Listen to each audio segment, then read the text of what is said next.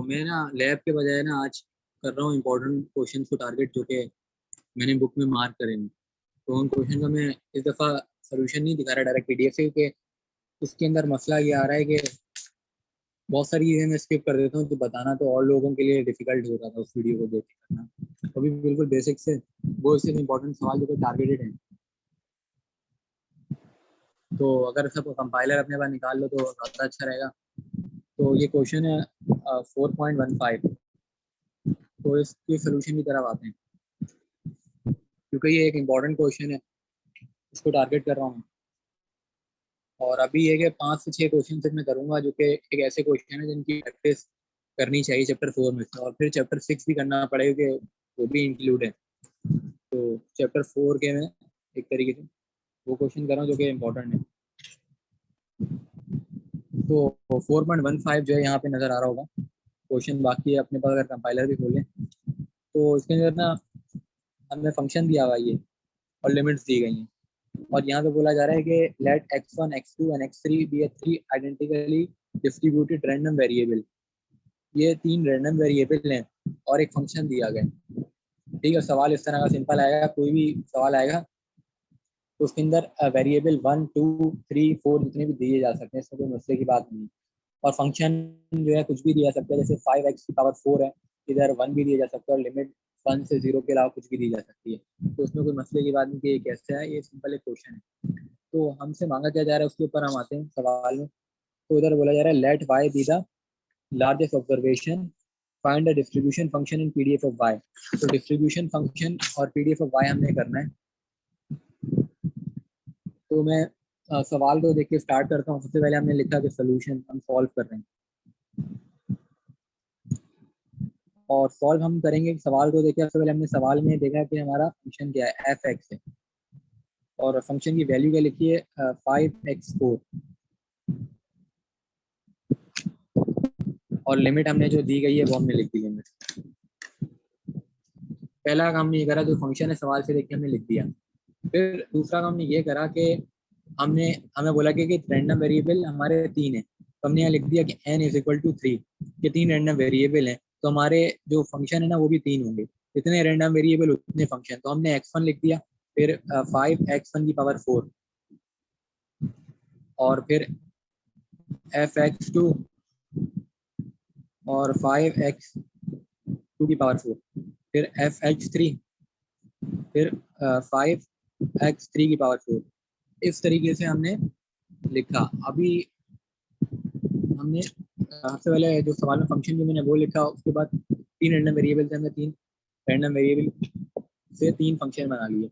अब इन फंक्शन की यहाँ पे साइड में लिमिट भी हम लिख सकते हैं, जो कि हर फंक्शन की लिमिट भी सेम है, 0 से 1, 0 से 1। अब यहाँ पे 1 लिख दो, यहाँ पे 2, और फिर इस तरह करके हमारा पहला स्टेप हो गया। कोई भी सवाल है, ऐसा नहीं करना कि सवाल छोड़ के आ जाओ। सवाल का सबसे पहले उसी के डेटा की मदद से ये काम करना है, ताकि कुछ तो पासिंग मार्क्स ही मिल जाए अगर कुछ नहीं आ रहा। उसके बाद अगला काम हमारा है ज्वाइंट पीडीएफ निकालनी है। गिवन था है, और यहाँ पे मैंने 3 दूसरे को देख के बनाए, तो 3 गिवन है, तो हम ज्वाइंट पीडीएफ निकालेंगे। पहला फिर काम होगा हमारा कि joint PDF. The joint PDF को हम शॉर्ट फॉर्म में लिख रहे हैं JPDF।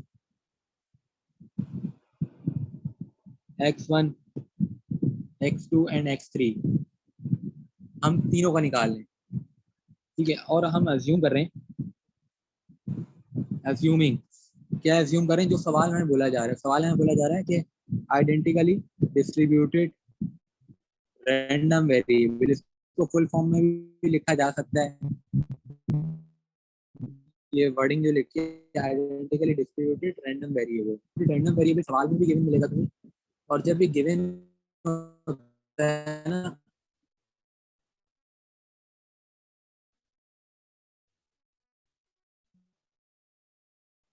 मतलब ये होता है कि हमने जो पीडीएफ निकाली है प्रोडक्ट के जरिए निकाली।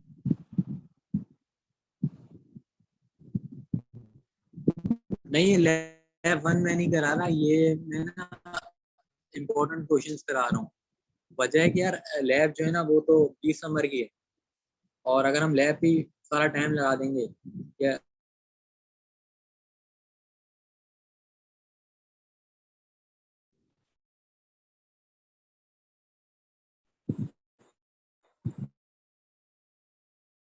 तो ये लैब नहीं इम्पोर्टेंट क्वेश्चन कर रहे हैं।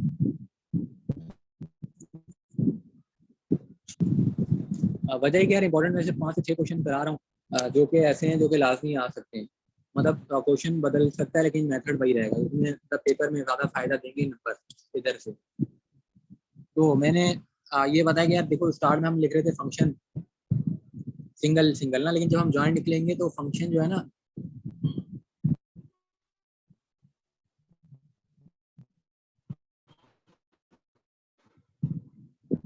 जो हमारा फंक्शन है वो तीनों एक साथ करके लिख देंगे क्योंकि ज्वाइंट हम निकाल रहे हैं।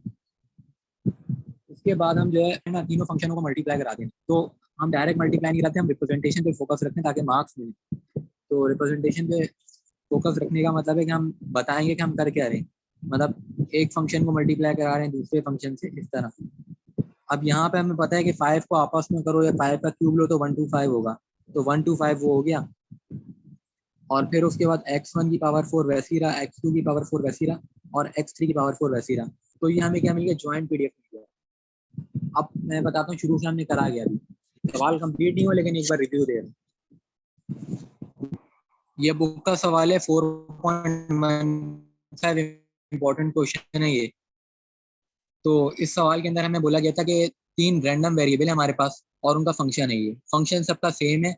अब सेम होने का हमें पता ऐसे चला कि ये तुम्हें आई आई डी नजर आ रहा है, आइडेंटिकली डिस्ट्रीब्यूटेड रैंडम वेरिएबल। इसका मतलब है कि सारों का फंक्शन सेम है। तो हमने अगर आप पहला स्टेप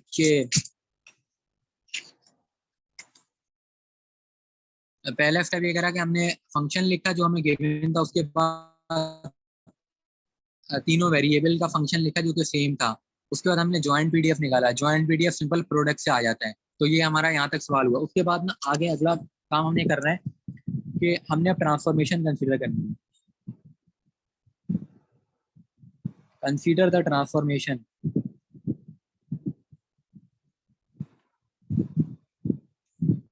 अब ट्रांसफॉर्मेशन हम कैसे कंसीडर करेंगे?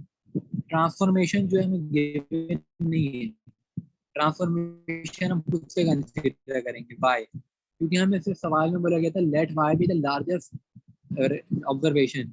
ठीक है, तो अभी हम यहाँ पे ट्रांसफॉर्मेशन कंसीडर करते हैं कि y is equal to x1 plus x2 plus x3।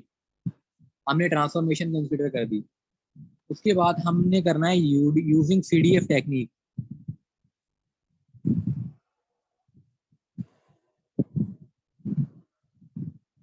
PDF technique हमने यूज करनी है। पीडीएफ टेक्निक की ना रिप्रेजेंटेशन इस तरह होती है कि तुम्हें पता है कि पीडीएफ स्मॉल एफ होता है और पीडीएफ कैपिटल होता है। तो तुमने कैपिटल एफ लिखा, अब तुम पीडीएफ मालूम करो वाई का, तो वाई एफ वाई लिख दिया, और अंदर कैपिटल वाई ये वाला जो हमने लिखा था। ठीक है, उसके बाद हम आ जाते हैं आगे। हमने प्रोबेबिलिटी निकालनी है। प्रोबेबिलिटी कैपिटल वाई की हम निकालने हैं, इसलिए कैपिटल वाई पहले और फिर स्मॉल वाई। अब यहाँ पे हमने करना ये है कि प्रोबेबिलिटी लिखी। अब जो हमारी वैल्यू थी ना वाई की, जो कि हमने यहाँ लिखी है कैपिटल वाई की, x1 plus x2 plus x3, ये वैल्यू लिख देनी है यहाँ पे वाई की जगह। तो हमने x1 plus x2 plus x3 ये लिख दिया, और स्मॉल वाई वैसे ही रहा।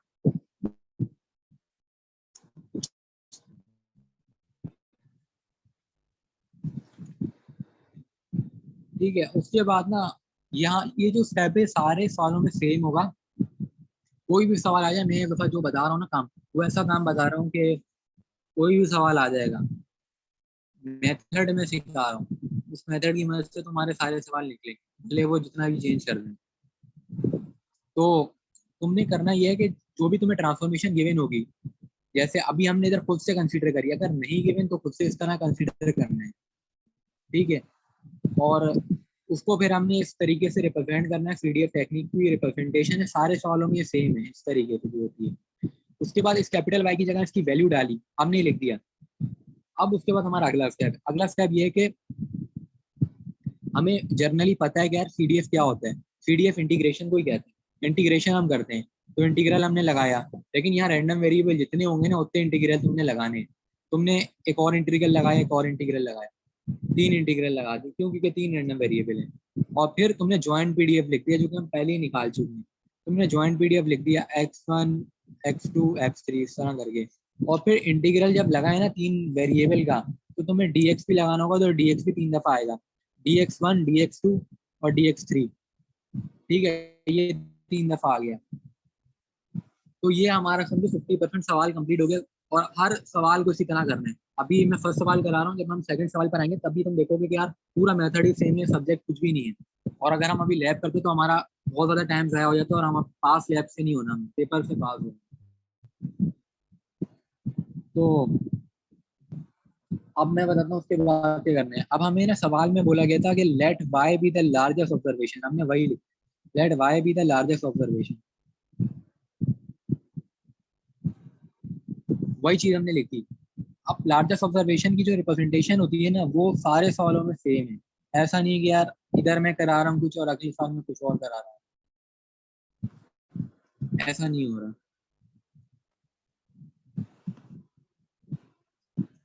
तो ये इस तरह है कि तुम्हें जितने रैंडम वेरिएबल दिए गए, सबसे पहले तुमने वो लिखने हैं, x1 x2 x3। उसके बाद ना तुमने एक स्लैश लगा देना है, और स्लैश के अंदर ना तुमने लिमिट्स डिफाइन करनी है। अब लिमिट्स डिफाइन करने का तरीका क्या है, तुमने देखना है कि यार सबसे जो छोटी वैल्यू होगी ना वो हमारी 0 से तो बड़ी होगी, तो सबसे लोअर लिमिट 0 रख दी, और फिर सबसे छोटी वैल्यू x1 रख दी, उससे बड़ी x2, फिर x3, और सबसे बड़ी वैल्यू तुमने रख दी y, क्योंकि y लार्जेस्ट थी। तो उस तरीके से लिमिट हमने बना दी। अब लिमिट जो बना दी तो हमने इंटीग्रेट भी तो करना है ना। हमने इससे पिछले काम में हमने यहाँ पे 3 दफा इंटीग्रल लगाया था, तो वही काम हमने करना तो है ना। तो अब इंटीग्रल हम लगाते हैं, तो एफ वाई और फिर क्या, ये वाई। अब इंटीग्रल हम लगाते हैं 3। अब इंटीग्रल की लिमिट की टेक्निक में बता रहा हूँ कि करना क्या है।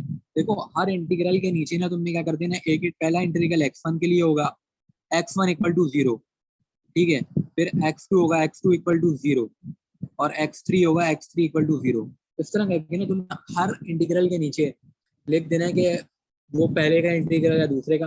अब इक्वल टू 0 लिखने की वजह ये है कि भाई इंटीग्रल की लोअर लिमिट में हम लिख रहे हैं, और लोअर लिमिट ना हर एक रैंडम वेरिएबल की 0 ही होगी, क्योंकि सारे रैंडम वेरिएबल आइडेंटिकली डिस्ट्रीब्यूटेड है ना, मतलब सब बराबर है, किसी में कोई फर्क नहीं है। तो जब सब बराबर है, सबकी लोअर लिमिट भी 0 होगी।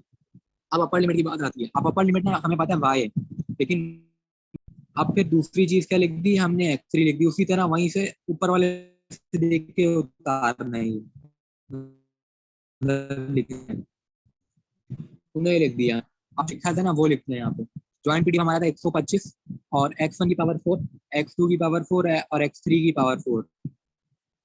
ज्वाइंट पीडीएफ लिख दिया, फिर dx1 dx2 और dx3 हमने लिख दिया। उसके बाद अब हम इंटीग्रेट करेंगे। अब इंटीग्रेशन में यहाँ पे बहुत लोगों से गलती होती है, तो ये चीज देखनी है हमें क्या करना किस तरह। तो सबसे पहले तो देखो हम बाहर निकालेंगे 125 को, 125 को हम बाहर निकाल लेंगे, तो ये बाहर आ गई। उसके बाद हमने इंटीग्रल लगाए। अब यहाँ पे हमने करना ये है कि जो x3 वाला इंटीग्रल है ना, आखिरी वाला जिसकी अपर लिमिट y है, सबसे पहले हमने वो लगाना। मतलब ये करना है कि सबसे पहले तुम्हें आखिरी वाला इंटीग्रल लगाना, उसके बाद उससे पिछला, उसके बाद उससे पिछला। तो यहाँ पे हम करके देखते हैं। तो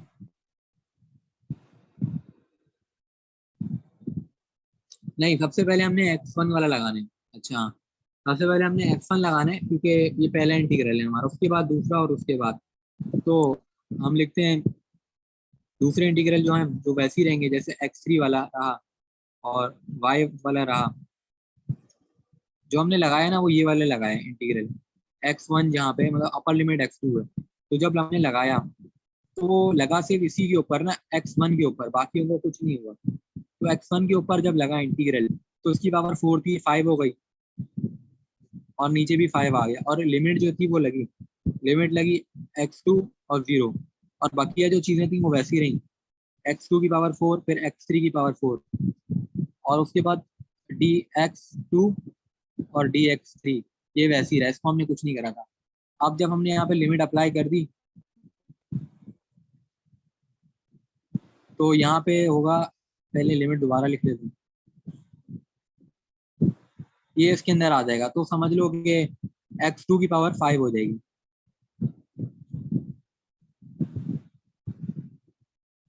और यहाँ पे x2 पहले से ही था, तो ये दोनों मतलब ऐड होंगे, अगले स्टेप में हम उनको ऐड करते हैं, जिससे x2 की पावर 10 हो जाएगी, वो 9 हो जाएगी।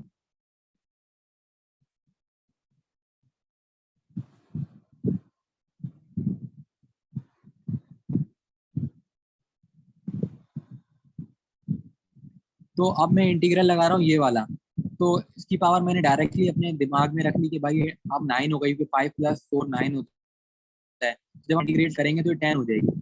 तो हम यहाँ पे डायरेक्ट लिख देते हैं x2 की पावर, अच्छा वो वाला इंटीग्रल लिख देते हैं जिसको हमने नहीं करा अभी, तो x2 की पावर 10, और डिवाइडेड बाय जब हम 10 करेंगे तो 10 आ जाएगा। और ये वाला जो 5 है ना, ये वाला, ये हमने बाहर कॉमन ले लिया, बाहर निकाल लिया, क्योंकि इस पर हम काम नहीं करेंगे।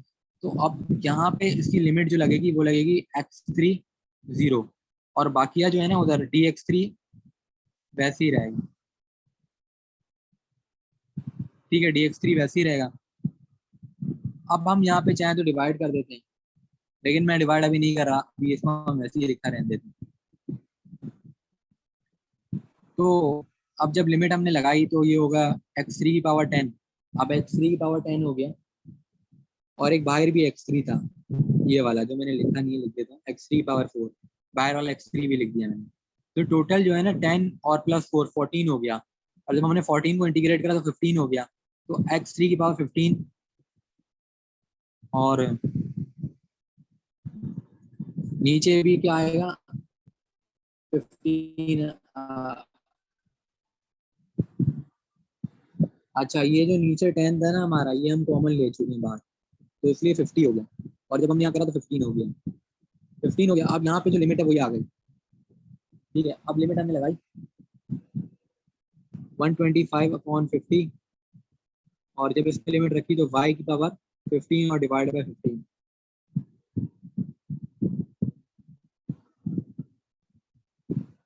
अब जब हमने इसको कैलकुलेटर में डाल के देखते हैं कि क्या आ रहा है,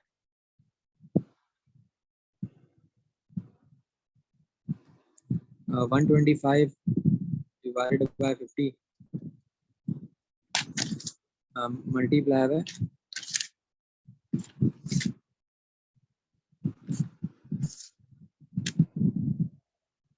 1/15, 1/6 आ रहा है। इसको जब हमने कैलकुलेटर में डाली है वैल्यू, तो हमारा 1/6 आ रहा है, तो 1/6 आ गया हमारा, तो हमने लिख दिया y की पावर 15 और 6, तो ये हमारा आ गया CDF, ठीक है, FY। अब हमें PDF भी बोला था, PDF के लिए हम इसका डेरिवेटिव लेंगे, तो ये स्मॉल y स्मॉल हो जाएगा FY ना, तो जब हम PDF लेंगे तो डेरिवेटिव लेंगे, तो डेरिवेटिव में पावर -1 होती है और पावर बेस में आती है, तो 14 हो जाएगा ये, और डिवाइड बाय 6,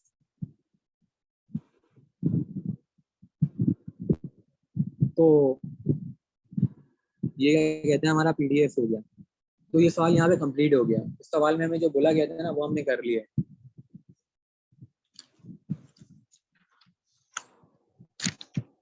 तो मैं एक बार इस सवाल का रिव्यू देता हूँ कि इस सवाल में हमने करा क्या है, ताकि बात बिल्कुल क्लियर हो जाए और फिर हम अगले सवाल के ऊपर आ जाए। तो देखो ये है 4.15, अगर कंपाइलर को खोल ले तो उसके लिए बेहतर है 4.15। कंपाइलर में पेज नंबर 163 162 162 है। तो इस सवाल में ना तुम्हें बोला गया कि x1 x2 x3 जो है ना तुम्हारे 3 आइडेंटिकली डिस्ट्रीब्यूटेड रैंडम वेरिएबल हैं, और ये जो है इनका PDF हमें गिवन है और लिमिट गिवन है। तो मैं सोल्यूशन पे आता हूँ, सोल्यूशन हमने किस तरह करा है। तो देखो फर्स्ट स्टेप हमारा क्या था, जो हमें PDF गिवन है वो हमने लिख दिया, सिंपल। उसके बाद हमें पता था कि यार ये सारे आइडेंटिकली डिस्ट्रीब्यूटेड हैं, तो हमने ना उन सबका 3 बार फंक्शन बनाया, बस फर्क क्या है, एक बार x1 के लिए, एक बार x2 के लिए, एक बार x3 के लिए, ये बना दिया। और सामने लिमिट्स सबकी सेम रही क्योंकि आइडेंटिकली डिस्ट्रीब्यूटेड है, ये सवाल में लिखा हुआ था। अब ज्वाइंट पीडीएफ निकालने के लिए हमने करना क्या होगा, फंक्शन को मल्टीप्लाई करना होगा। तीनों फंक्शन को हमने मल्टीप्लाई कर दिया, हमें ज्वाइंट पीडीएफ मिल गया। ज्वाइंट पीडीएफ मिलने के बाद हमने ट्रांसफॉर्मेशन जो है कंसीडर करी। अब ट्रांसफॉर्मेशन हमने खुद से लिखी है, ये स्टेप याद रखने वाला है कि यार ट्रांसफॉर्मेशन जो है 90% केस में गिवन होगी, लेकिन कभी गिवन ना हो तो तुमने खुद से लिख लेनी है। उसके बाद सीडीएफ टेक्निक में क्या होता है, सीडीएफ टेक्निक में ये जो है, ये एक तरीके से ना रिप्रेजेंटेशन है सीडीएफ टेक्निक की। हर सवाल में तुमने इस तरह लिखना है, कैपिटल एफ और फिर वाई, इस तरीके से ना। अब यहाँ पे कैपिटल वाई की जगह ऊपर जो ट्रांसफॉर्मेशन वाली वैल्यू है ये हमने लिख दी। उसके बाद सीडीएफ निकालने का हमें पता है कि यार सीडीएफ जो इंटीग्रेशन से आता है, तो हमने इंटीग्रल लगाया, वो भी 3। जितने रैंडम वेरिएबल हैं उतने हमने इंटीग्रल लगाने।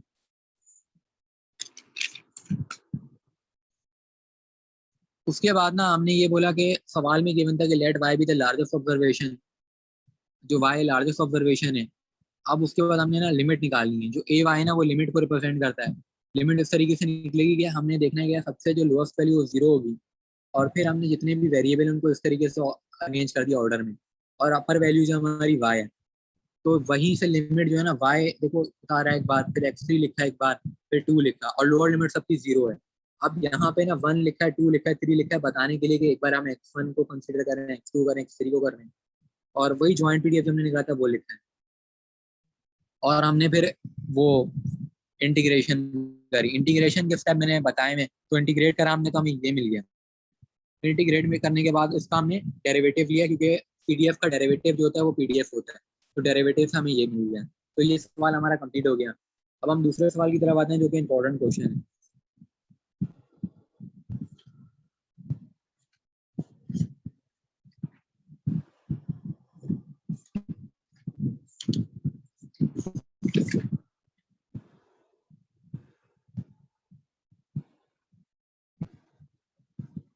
दूसरा सवाल जो है ना वही एग्जाम्पल है, जो कि सबसे इंपॉर्टेंट है, जो कि पेज नंबर 171 पर है।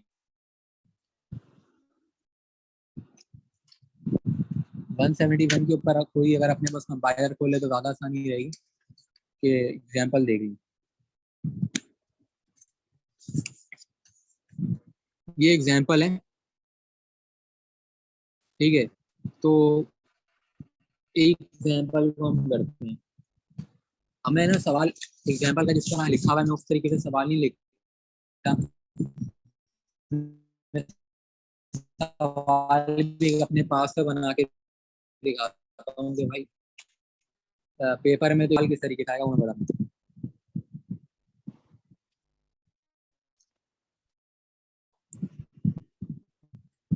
सवाल इस तरह से आएगा तुम्हारे पास कि लिखा हुआ आएगा कि लेट, अब अल्फा हो सकता है, एक्स हो सकता है, वाई हो सकता है, कुछ भी हो सकता है, इसमें कोई मसले की बात नहीं। एक्स बी द सेट, एक सेट है ये, ठीक है, एक सेट है ये, और इस सेट का नाम अल्फा है। और सेट के अंदर ना दो रैंडम वेरिएबल हैं, एक x1 और एक x2। हर एक वेरिएबल,